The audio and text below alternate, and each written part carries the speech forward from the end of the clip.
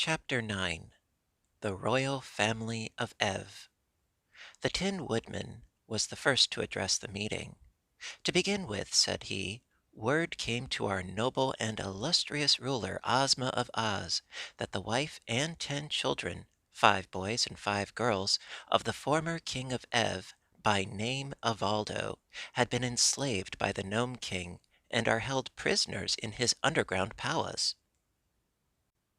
Also, that there was no one in Ev powerful enough to release them. Naturally, our Ozma wished to undertake the adventure of liberating the poor prisoners, but for a long time she could find no way to cross the great desert between the two countries. Finally, she went to a friendly sorceress of our land named Glinda the Good, who heard the story and at once presented Ozma a magic carpet, which would continually unroll beneath our feet, and so make a comfortable path for us to cross the desert. As soon as she had received the carpet, our gracious ruler ordered me to assemble our army, which I did.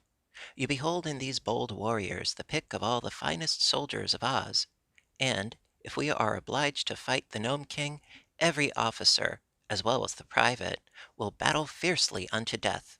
Then Tik Tok spoke. "Why should you fight the Gnome King?" he asked. "He has done no wrong." "No wrong!" cried Dorothy. "Isn't it wrong to imprison a queen mother and her 10 children?" "They were sold to the Gnome King by King Evaldo," replied Tik Tok.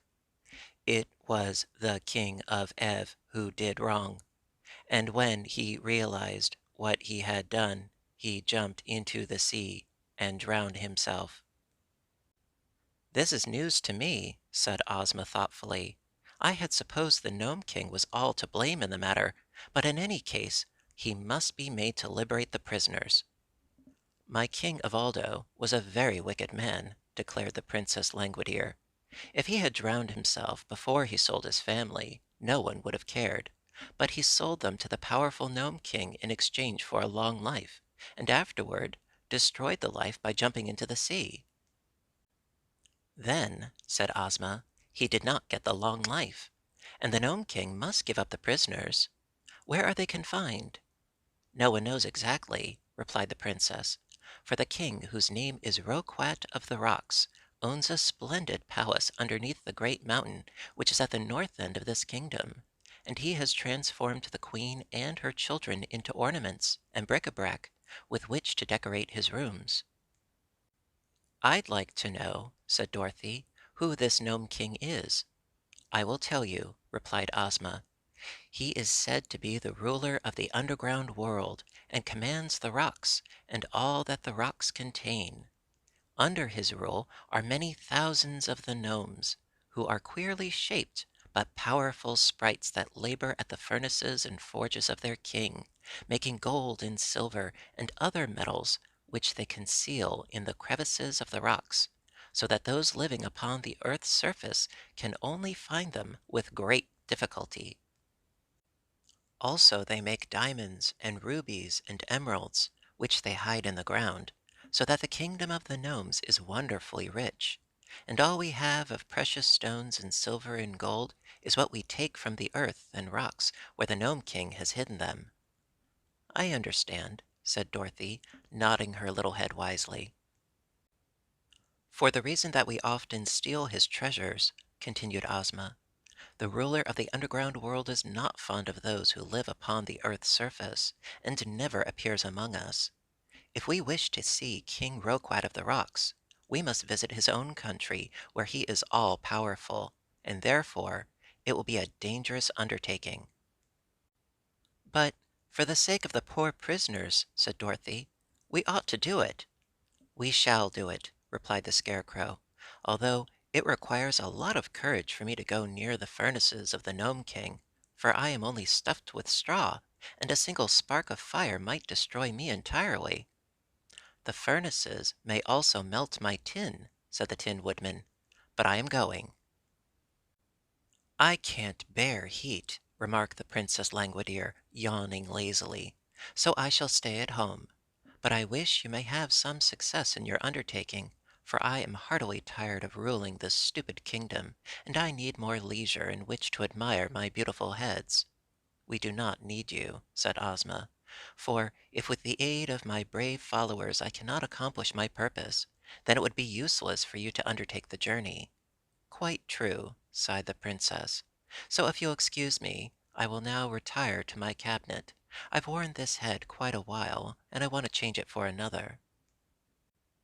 When she had left them, and you may be sure no one was sorry to see her go, Ozma said to Tik Tok, "Will you join our party?" "I am the slave of the girl Dorothy, who rescued me from prison," replied the machine. "Where she goes, I will go." "Oh, I'm going to be with my friends, of course," said Dorothy quickly. "I wouldn't miss the fun for anything. Will you go too, Billina?"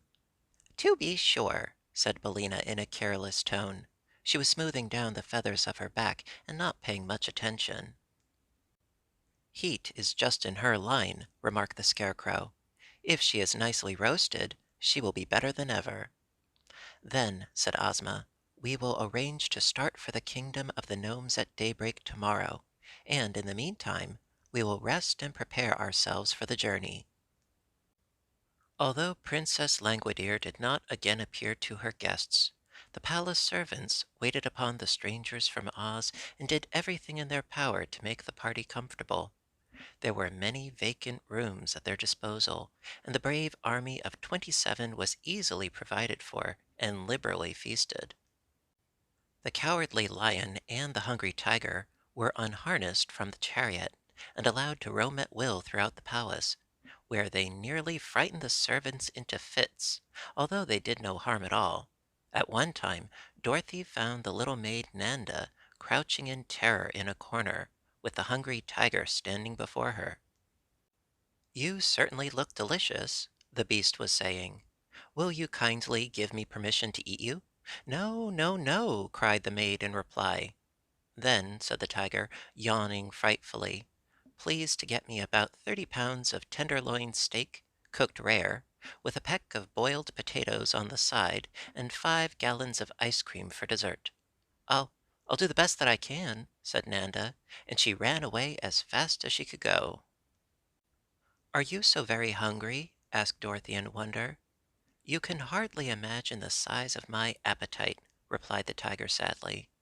"It seems to fill my whole body, from the end of my throat to the tip of my tail.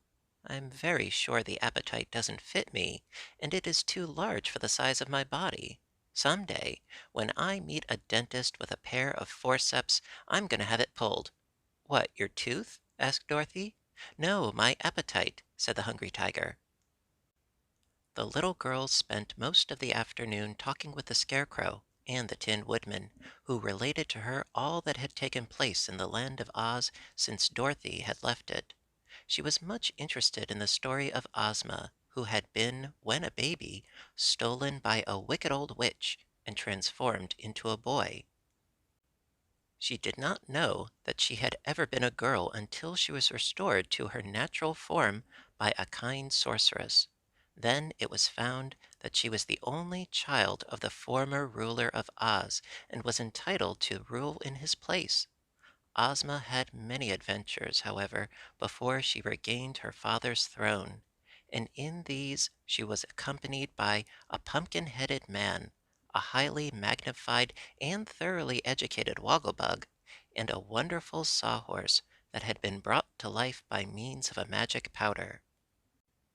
The Scarecrow and the Tin Woodman had also assisted her, but the Cowardly Lion, who ruled the great forest as the king of beasts, knew nothing of Ozma until after she became the reigning Princess of Oz. Then he journeyed to the Emerald City to see her, and on hearing she was about to visit the land of Ev to set free the royal family of that country, the Cowardly Lion begged to go with her, and brought along his friend, the Hungry Tiger, as well. Having heard this story, Dorothy related to them her own adventures, and then went out with her friends to find the Sawhorse, which Ozma had caused to be shod with plates of gold so that its legs would not wear out. They came upon the Sawhorse standing motionless beside the garden gate, But when Dorothy was introduced to him, he bowed politely, and blinked his eyes, which were knots of wood, and wagged his tail, which was only the branch of a tree. "What a remarkable thing to be alive!" exclaimed Dorothy. "I quite agree with you," replied the Sawhorse, in a rough but not unpleasant voice. "A creature like me has no business to live, as we all know. But it was the magic powder that did it, so I cannot justly be blamed." "Of course not," said Dorothy. "And you seem to be of some use, 'cause I noticed the Scarecrow riding upon your back." "Oh, yes, I'm of use," returned the Sawhorse. "And I never tire, never have to be fed or cared for in any way." "Are you intelligent?" asked the girl. "Not very," said the creature. "It would be foolish to waste intelligence on a common Sawhorse when so many professors need it. But I know enough to obey my masters, and to giddy up or whoa when I'm told to. So I'm pretty well satisfied." That night, Dorothy slept in a pleasant little bedchamber next to that occupied by Ozma of Oz, and Billina perched upon the foot of the bed and tucked her head under her wing and slept as soundly in that position as did Dorothy upon her soft cushions. But before daybreak, everyone was awake and stirring, and soon the adventurers were eating a hasty breakfast in the great dining room of the palace. Ozma sat at the head of a long table on a raised platform, with Dorothy on her right hand and the Scarecrow on her left. The Scarecrow did not eat, of course, but Ozma placed him near her so that she might ask his advice about the journey while she ate. Lower down the table were the 27 warriors of Oz, and at the end of the room the Lion and the Tiger were eating out of a kettle that had been placed upon the floor, while Billina fluttered around to pick up any scraps that might be scattered. It did not take long to finish the meal, and then the Lion and the Tiger were harnessed to the chariot, and the party was ready to start for the Gnome King's palace. First rode Ozma, with Dorothy beside her in the golden chariot, and holding Billina fast in her arms. Then came the Scarecrow on the Sawhorse, with the Tin Woodman and Tik Tok marching side by side just behind him. After these tramped the army, looking brave and handsome in their splendid uniforms. The generals commanded the colonels, and the colonels commanded the majors, and the majors commanded the captains, and the captains commanded the private, who marched with an air of proud importance because it required so many officers to give him his orders. And so the magnificent procession left the palace and started along the road just as day was breaking, and by the time the sun came out, they had made good progress toward the valley that led to the Gnome King's domain.